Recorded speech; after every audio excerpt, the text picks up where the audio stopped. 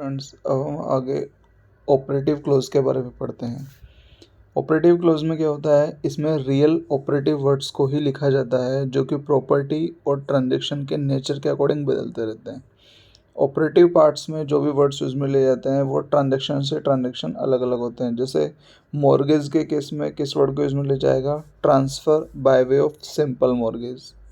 ठीक है, आगे आता है डिस्क्रिप्शन ऑफ द प्रॉपर्टी, कि जो प्रॉपर्टी ट्रांसफ़र की जाएगी उसके डिस्क्रिप्शन में लिखा जाता है। क्या क्या लिखा जाता है कि इंडिया में रजिस्ट्रेशन लॉ के अकॉर्डिंग जो भी डॉक्यूमेंट होगा उसमें प्रॉपर्टी का आपको डिस्क्राइब करना पड़ेगा, जो कि इंडियन रजिस्ट्रेशन एक्ट 1908 के अंतर्गत रजिस्ट्रेशन के लिए रिप्रेजेंट की गई है प्रॉपर्टी, उसके बारे में आपको बताना पड़ेगा। प्रॉपर्टी का हमेशा आपको पूरा विवरण देना अधिक फ़ायदेमंद होता है। क्यों? क्योंकि यदि अगर आप प्रॉपर्टी का पूरा विवरण दोगे तो गवर्नमेंट के रिकॉर्ड में आसानी से उस प्रॉपर्टी को आइडेंटिफाई किया जा सकेगा और ये पता चल सकेगा कि उस प्रॉपर्टी पर कोई चार्ज क्रिएट है या नहीं है।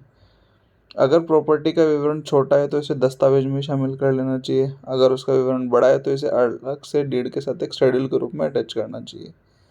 इसमें सामान्यतः जो प्रॉपर्टी का डिस्क्रिप्शन होगा उसके अंदर क्या क्या बताया जाता है प्रॉपर्टी के बारे में।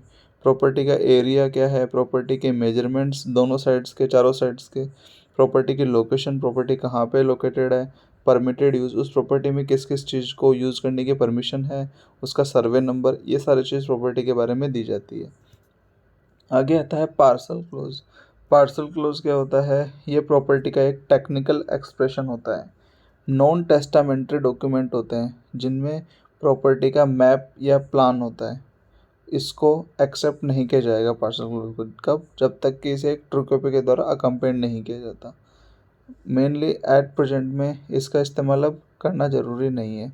सेक्शन 8 क्या बोलता है, ऑपरेशन ऑफ ट्रांसफ़र। ये क्या होता है, जब तक कुछ अलग से व्यक्त ना किया जाए तब तक संपत्ति का जो ट्रांसफ़र होगा वो ट्रांसफरर के द्वारा ट्रांसफरी को पूरे हित के साथ ही ट्रांसफ़र किया जाएगा। मतलब ट्रांसफरर होगा वो प्रॉपर्टी को ट्रांसफरी को देगा। बस अगर वो अलग से कोई कंडीशन जोड़ता है तो वो बात उसके ऊपर एप्लीकेबल होंगी। जैसे अगर कोई भी प्रॉपर्टी है जो ट्रांसफ़र के जरिए, अगर वो कोई ज़मीन है तो उससे जुड़े हुए सभी सुखाधिकार ट्रांसफ़र होने के बाद उससे प्राप्त होने वाले जितने भी रेंट हैं, प्रॉफिट्स हैं, वो सभी चीज़ें जो कि उस अर्थ से अटैच है, वो सारी चीज़ें। अगर कोई प्रॉपर्टी अर्थ से जुड़ी हुई कोई मशीनरी है तो उसके जितने भी मूवेबल पार्ट्स हैं वो।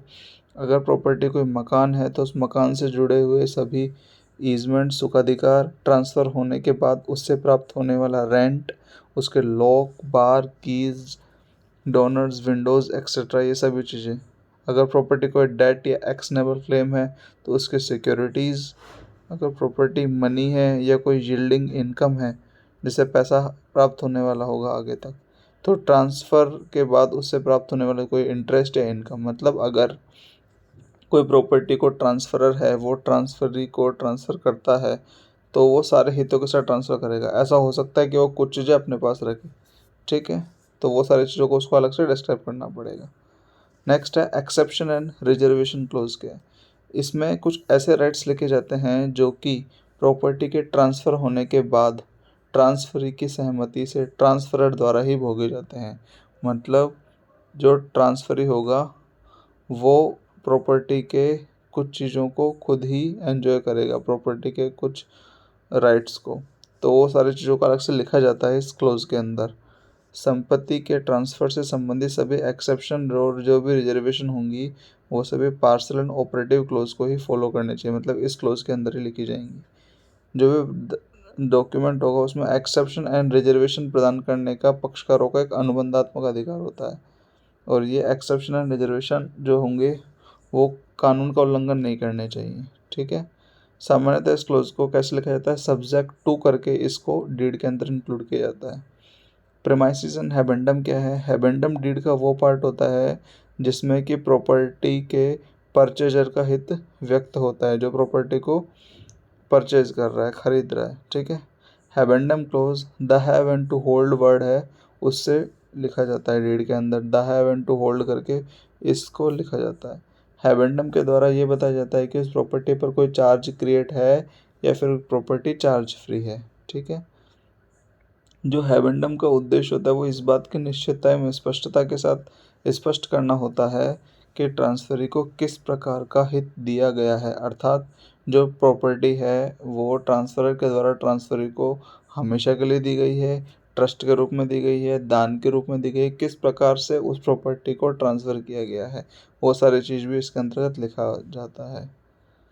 रिडेंडम क्या होता है? रिडेंडम यह सामान्यतः लीड डीड में होता है, ठीक है।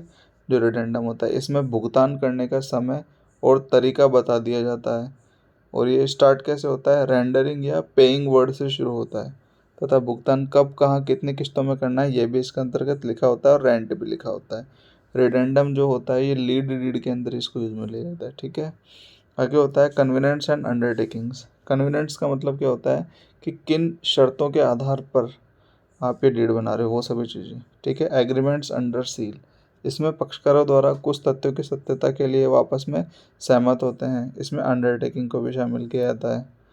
सामान्यतः जो कन्वीनेंट्स होते हैं वो पहले बता दिया जाता है, परंतु कभी कभी कन्वीनेंट्स अंडरटेकिंग्स मिक्स होती हैं, तो ऐसे में किस तरीके से इनको लिखा जाता है? तो इसमें लैंग्वेज में ली जाती है, जो भी डीड बनाओगे उसमें क्या कि the parties aforesaid hereto hereby mutually agrees with each other as follows, कि जो दोनों ऊपर की पार्टीज हैं ट्रांसफर और ट्रांसफरी, वो आपस में सहमत होकर निम्नलिखित जो शर्तें हैं उन पर सहमत होती हैं। वो क्या क्या शर्तें हैं वो नीचे बता दी जाती हैं। और जो ये कन्वीनियंट्स होंगी, शर्तें होंगी, ये एक्सप्रेस भी हो सकती हैं और इम्प्लाइड भी हो सकती हैं, ठीक है। आगे आता है टेस्टिमोनियम क्लोज क्या होता है? ये डीड का एक अंतिम भाग होता है। इसमें बताया जाता है कि जो पक्षकारों के द्वारा है वो डीड पर सिग्नेचर कर दिए गए हैं, दोनों पार्टीज ने सिग्नेचर कर दिए हैं डीड पर कि हाँ हम दोनों इससे सहमत हैं। यह क्लोज डीड के अंतिम होने को दर्शाता है कि डीड अब खत्म होने वाली है, और ये डीड का एक आवश्यक पार्ट होता है। इसको किस तरीके से लिखा जाता है?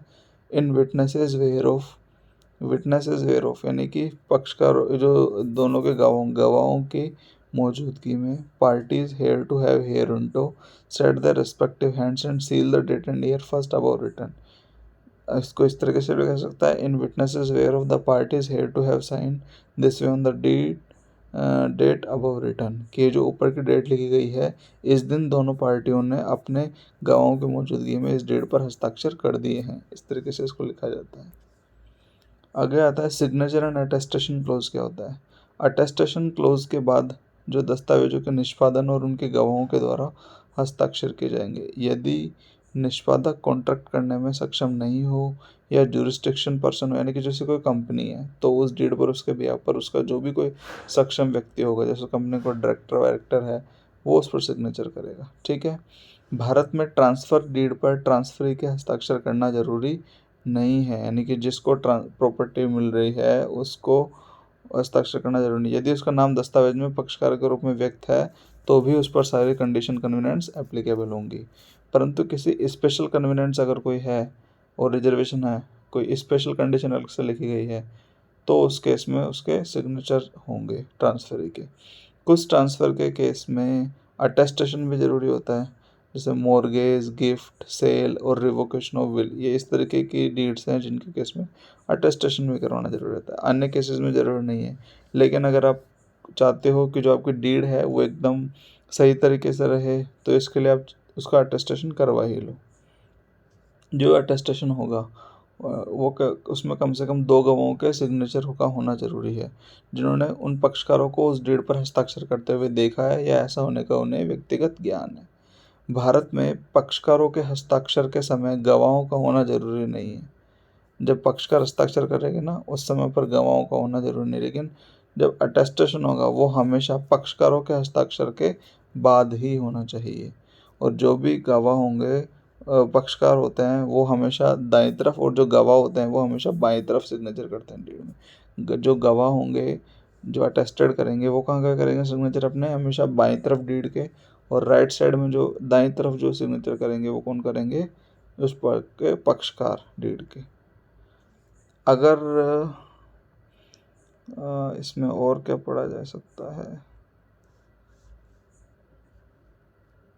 जैसे अगर आपको पढ़ना है एंग्रोजमेंट एंड स्टैंपिंग डीड क्या होता है, ठीक है।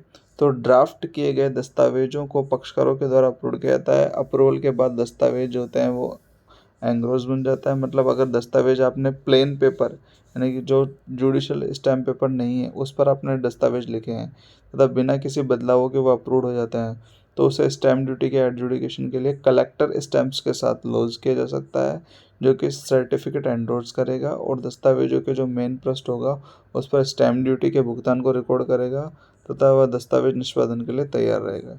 यदि दस्तावेज प्रॉपरली स्टैम्प्ड नहीं होता है तो वो ना तो एविडेंस रहेगा, ना ही रजिस्ट्रार ऑफ एश्योरेंस के पास रजिस्टर हो पाएगा। सप्लीमेंट डीड क्या होता है? बेसिकली सप्लीमेंट डीड एक ऐसा डॉक्यूमेंट होता है जो कि पक्षकारों के मध्य में उसी सेम सब्जेक्ट पर होता है जिस सब्जेक्ट पर कोई पहले से ही डॉक्यूमेंट है, उसमें अलग से सप्लीमेंट डीड को ऐड किया जाता है। इसलिए डीड में नए तथ्यों को शामिल करने के लिए अगर डीड में कोई भी आपको नया तथ्य जोड़ना है तो उसके लिए एक सप्लीमेंट डीड बना दी जाती है कि उसमें तो आप अलग से लिख नहीं सकते, तो अलग से आपको बनानी पड़ेगी कि उसी का पार्ट है ये। जब डीड के निष्पादन के बाद डीड में कुछ बदलाव करना हो तो वह एंडोर्समेंट या सप्लीमेंट डीड के द्वारा कह सकता है। अगर कोई छोटा आपको करना है तो उसे एंडोर्समेंट द्वारा मॉडिफाई कह सकता है, अगर वो बड़ा बदलाव करना है तो उसे आप सप्लीमेंट करके कर सकते हैं। ठीक है, तो एंगोर्समेंट स्टैंपिंग आपने पढ़ लिया। यदि दस्तावेज प्रॉपरली स्टैम्प्ड आपका नहीं होगा तो वो ना तो एविडेंस रहेगा, ना ही रजिस्टर ऑफ एश्योरेंस के पास रजिस्टर हो पाएगा। Thank you.